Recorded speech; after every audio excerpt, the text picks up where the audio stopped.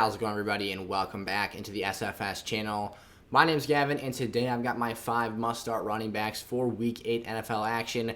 We make this episode every single week, and we help you out make the best lineup choices and decisions for your teams each and every single week.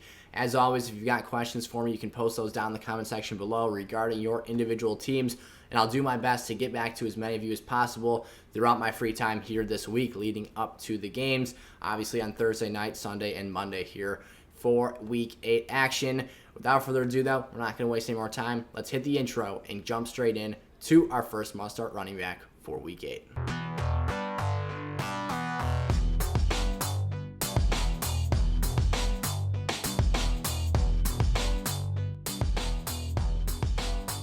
Alright, here we go. So last week was an absolutely brutal week for the running back crop in fantasy football. We had, 6 teams out on buys. We were missing players like Najee Harris, Austin Eckler, Dalvin Cook, amongst others. It was a rough time. So we were picking from the very lowest end of the fantasy football crop. We had a tough week with our picks. We had Cordell Patterson, who stepped up to the plate, and he surpassed kind of the average marker we're looking for running backs in half PPR scoring. Chase Edmonds had a productive day on the ground. He had over 80 yards rushing, but his reception total, he had 3 targets. He only got 1 catch for 9 yards, so not too fantastic there.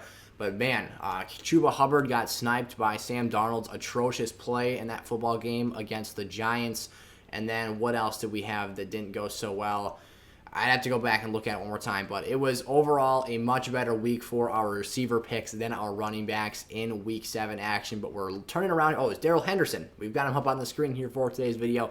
He was pretty stifled. I mean, the Detroit Lions did not let the Rams run the football, and they forced them to pass the ball to win the game, which they ultimately did. Darryl Henderson only had, 3 yards per carry, 15 rushes, 45 yards, and that'll lead us right into Darryl Henderson for this week. So obviously, again, the receiver picks went much better. I'm sure a lot of you experienced the struggles of your running back productivity in Week 7. It was a brutal time. Some of us got saved by Dearness Johnson's great performance on Thursday night amongst some other players that stepped up. But man, it was a tough week, and there were some other players that did absolutely nothing and then managed to scrape into the end zone and score some touchdowns to save their lineup value for a week. So it was a very interesting running back realm in Week 7. But here we are, moving on to Week 8. I'm not panicking on Darryl Henderson. I'm not ready to move off of him as a must-start player for this week, and I'm going to encourage you to put him back in your lineups here for this coming week of fantasy action. He is in too good of a situation to not be able to bounce back from this game. He's been one of the most steady fantasy performers up until this point in the season. Only 3 yards per carry is a very low average for a player who has this offensive line and this balanced of an offensive attack with Sean McVay calling the plays for this football team. The Lions were they were hell-bent on not letting the Rams run the football. They were doing everything in their power, scraping, clawing, and making sure that they at least contained this part of the Rams offense. Because I think the thought process here was that if they stopped the run game, the play-action passing game wouldn't be as effective on them. But later in the game, when Stafford just dropped back and passed, they had no answer for Cooper Kupp. Heading into this week against the Houston Texans, though, I think it's going to be a flip of the script. While the Lions put up a very valiant effort, they fought very hard and were able to stay in this game throughout most of it. I think the Rams are going to take complete control of this game against the Houston Texans. Ball control the clock, and just overall dictate the game script of this football game. And what I think that's going to lead to is late in this ball game, a lot of rushing attempts for both Sony Michel and in particular Darryl Henderson here, who's going to come out, have a very nice game. He is going to bounce back. I think that he will get closer to his average production for this season. Wouldn't be shocked if he found the end zone. The Texans are going to have a lot of points hung on their head this week by the Rams offense through the air and on the ground. And for Darryl Henderson, who again wasn't overly productive as a receiving threat, we've seen him be factored in as a very productive player in that sense over the past few weeks prior to Week 7. I think there's a lot of room for the arrow to be trending upwards for Henderson this week. I'm putting him back in all my lineups, not concerned, not even thinking about benching him for other names, unless, of course, you've got an extremely deep team and significantly better options. But Henderson, someone I've got a lot of faith in here for Week 8. Damien Harris. Now, last week, we had just talked about it in Week 7's videos. He basically maxed out his fantasy ceiling that I had talked about that week in terms of, I said, Damien Harris's fantasy ceiling is 100 rushing yards and 2 rushing touchdowns. Boom, walks out here, scores that exact point output. He did add 2 receptions for 7 yards on top of that, so fairly insignificant there, unless obviously in PPR leagues you're getting a full point for each of those 2 catches. But nonetheless, he basically did my top-end expectations for him in the week that I basically broke that down as his top-end fantasy scoring situation. Here this week against the Chargers, though, and this is a player who I've been talking about frequently as a must-sell fantasy asset, I think he's got a great chance to go out here and do the exact same thing. Now, if you're thinking about and considering trading Damien Harris, I would do that now while his value is still at that top-end bar that I think it can reach, because, again, I don't really see him surpassing that point total. And I think that we've seen him do it twice now this season where he's had 100 rushing yards and 2 rushing touchdowns. I think that's going to kind of peak and bottom out here, and that number is going to start to trend down rather, and we're not going to see as frequent occurrences of those games happening. But Damien Harris here in Week 8 against the Chargers, this is a team that has gotten bashed by multiple running attacks in recent games. Now they're coming off a bye week, so maybe they're more rested. Maybe they've tried to cinch up that run game a little bit and become more productive and more physically imposing in the defensive run game. But this is a Pats team that last week, the success they had on the ground with how their offensive line is built, and they have been absolutely decimated by injuries throughout parts of this season. But as they start to get healthier here and get a chemistry developed with those front 5 on that offensive line group, I think they're going to have a lot of success in this matchup. And as long as they can keep this game script under control and keep Justin Herbert and this offense contained for the Chargers and not let things get out of hand late here, essentially saying that this will be a 1-2 score game where the Pats aren't solely trying to pass the football late to catch up and score points to tie. They are either in the ballpark of where the Chargers are at or potentially leading this game late.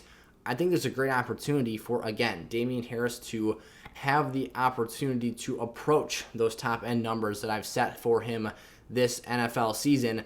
Damien's going to have a healthy touch load. He actually didn't see all that many touches considering how much yardage output he had last week. Only 14 rushing attempts got him to that 100-yard marker, and obviously those 2 scores. The only thing I see holding Harris back this week, again, is potential game script if Justin Herbert just gets off to a rampage. Now, it is worth noting Bill Belichick absolutely decimated him last season as a rookie when they played for the first time. Hopefully, after that rough loss to the Ravens in week 6, and obviously an offseason of maturing and developing for Herbert, he's come out here, gotten better, and that won't be quite as impactful, and he'll be more able to break down the defensive looks that Belichick throws his way. But if game script gets out of control, that's one potential limiting factor for Harris's productivity this week. And the other being the Bill Belichickism that is starting to spread its way throughout this Patriots backfield. And what I mean by that is over the course of the last 5-10 years for this New England offense, and particularly we look back to the Tom Brady era, and even last season, though, this has always been kind of a rooted and integral part of this Pats offense. They never really truly have one bell cow running back. Now, Damien Harris has done a great job emulating that and being that to this point in the season. He is their clear lead running back right now, but we're seeing other opportunities, other touches, and other situational usage of other backs in this offense. Brandon Bolden came out here this past week and was the leading receiver for this Patriots team in that 50-plus point trashing of the New York Jets. He was catching passes, finding the end zone, wasn't really productive at all as a rusher, but he at least served a purpose out there and was being used in a productive manner for this team. Additionally, Ramondre Stevenson wasn't involved this past week due to some off-the-field or injury-related concerns that was keeping him out of this game, I should say. He, though, in Week 6, the week prior to this matchup, had a score, 5 carries, and started to get himself rolling a little bit on this offensive attack. So you're looking at more and more competition for carries and opportunities in this Pats offense. That could potentially be a factor here down the stretch of the season that impacts Damien Harris's fantasy value moving forward. So Damien, being someone I've classified as a must-sell player, is someone I'm still trying to move off of ahead of this week's games, although I do see him as a strong RB2 start here for this week's action. Again, though, if you're forced to stick with him, if you're going to be starting him, he is a safe and quality option for teams to do so. I think in half PPR leagues, I'm looking at him as a middle-of-the-pack running back too, and someone who could potentially have some of the best floor numbers for this week's games. Joe Mixon taking on the New York Jets. This is one where I think that the trend we've seen the past couple of weeks now, dating back to that Green Bay game between the Cincinnati Bengals and Green Bay Packers, there's been a little bit of reason for concern with Joe Mixon's usage and the fact that prior to that game, he was an all-out workhorse running back. He was seeing some of the highest usage and per-game rushing attempts of any back in fantasy, and those numbers have been significantly down since that point in time. The reasoning for that being, though, is Joe Mixon's health. They're trying to keep him clean. They're trying to keep him fresh and prevent a re-injury of the issue that was potentially going to keep him out of that game against the Packers altogether. So this comes down more to injury management and less of long-term usage changing for this Cincinnati Bengals offense. When Joe Mixon's 100%, I fully expect him to be out there and be deployed as a workhorse running back. Samaje Perine has been very involved since that contest in Green Bay, and I think he will continue to be here in this week's matchup against the Jets.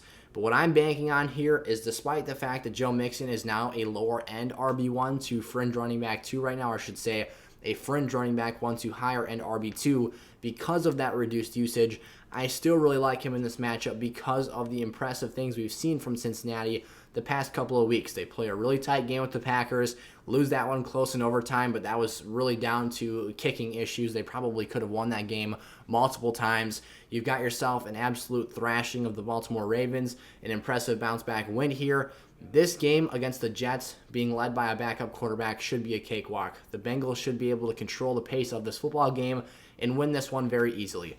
If Joe Mixon's able to be a part of that and be mixed in, and even 50-50 splitting this offensive touch load with Samaje Perine, they say it multiple ways in different broadcasts. It's very confusing. Nonetheless, he's bounced around, been in the league for a while now. Joe Mixon is someone who I think can produce quality enough numbers to be a starting level player for us in fantasy this week, and I think give us very strong numbers, because while the touches have been down recently and in the past couple of games here, the talent is still there, so therefore the opportunity for him to produce, to have explosive touches and opportunities in this offense are still very present. I think that Joe Mixon, again, is a very safe lineup play for this week. And then Nick Chubb, here taking on the Pittsburgh Steelers in his return game here. He's missed the past couple of games, with an injury to his calf. It's been annoying. It's been a bugger for fantasy owners out there. We've obviously had Kareem Hunt against the Arizona Cardinals. He goes down. So then the last week after that, they had to start Dearness Johnson, who had a heck of a performance against the Denver Broncos as obviously a former undrafted player. It was a great story there. But the good news is we're getting Nick Chubb back. We're getting one of the top fantasy RBs back for a game against Pittsburgh, an in-division matchup, an opponent here for the Browns this week. It's looking like, and it's sounding like right now, Case Keenum will still be the starting QB for this Browns offense, but I have full confidence in Nick Chubb to come out here and to be heavily involved, heavily used, as long as his calf is in a situation where it can sustain a high level of touches. I think Nick Chubb's going to have an incredibly productive game here. You're talking about an offense that has lost the production and touch count of Kareem Hunt from this offensive backfield.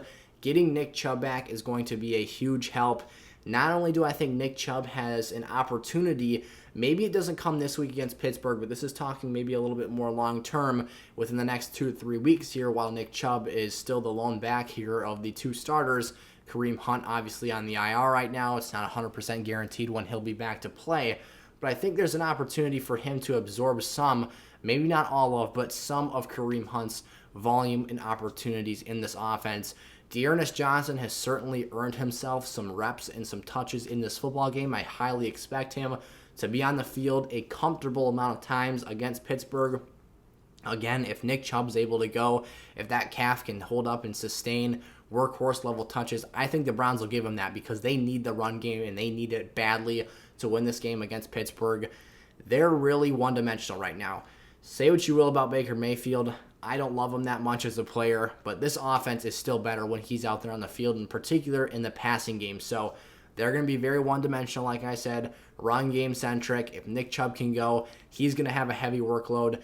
even with some question marks and concerning him being back in his first game here off a calf injury, which is nothing to just kind of graze over here.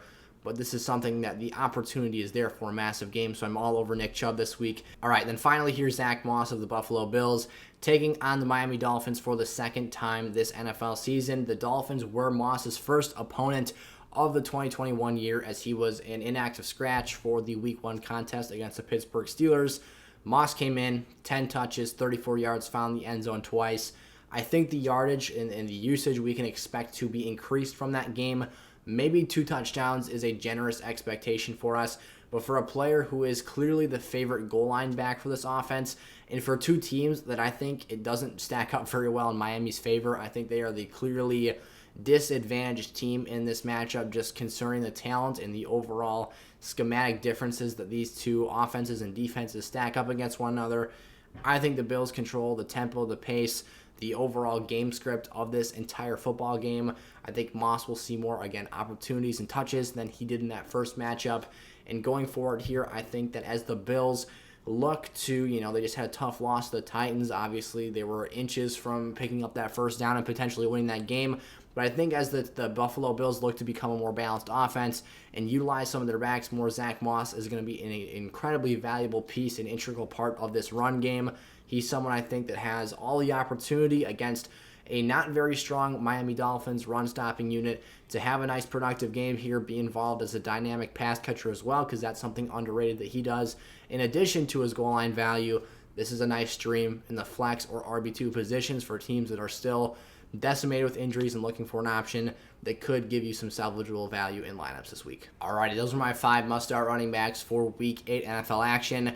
Hopefully, with more teams off bye and back into action here, the running back room will be less of a disaster than it was in Week 7. That was probably as tough as it's going to get for this NFL season. But going forward here, we're looking to keep, obviously, putting those right guys in our lineup. So, again, if you've got questions for me, put those in the comment section below, and I'll get back to as many of you as possible before this week's games. But thank you all so much for tuning into today's video. Give it a like before you head on out if you enjoyed, and click that subscribe button if you're new around here. We're getting really close to 3K subs, and we'd love to pass that marker by the end of this week. So, thank you all. I'll see you next time. Peace out.